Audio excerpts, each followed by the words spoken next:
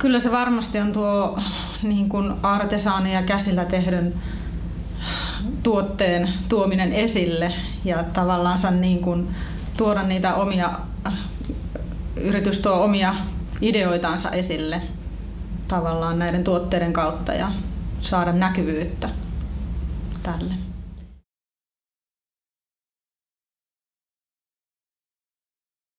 Voittajatuotteiden valinta oli melko helppo loppuviimeen sitten, että siellä oli hienosti käytetty kotimaisia raaka-aineita ja enemmänkin vielä mietitty sitä sivuvirtaa ja niiden hyötykäyttöä. Ja kyllä näistä molemmista niin kun se voittaja oli selvästi erottui ja etenkin sitten tässä snack-tuotteissa vielä tuo teema villiyrttien käyttö, niin se oli hyvin tuotu esille.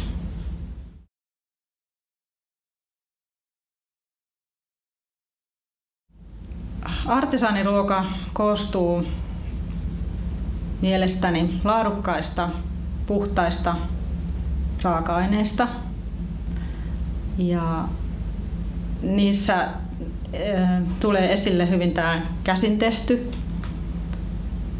ja tietenkin makua, tuoksua unohtamatta.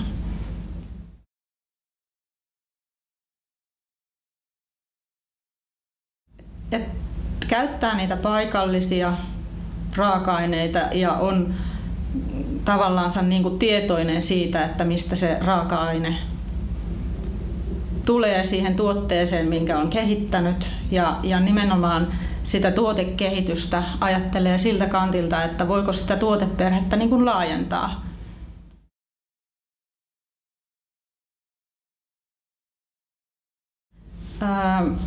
Artesaaniruoka on varmasti niin kuin enenevässä määrin tulemassa vielä enemmän esille ja varmastikin niin kuin käsin tehdyn ruoan tavallaan tämmöinen paino, niin se on kyllä niin kuin varmasti kuluttaja myös on valmis siitä jollain tavalla maksamaankin enemmän.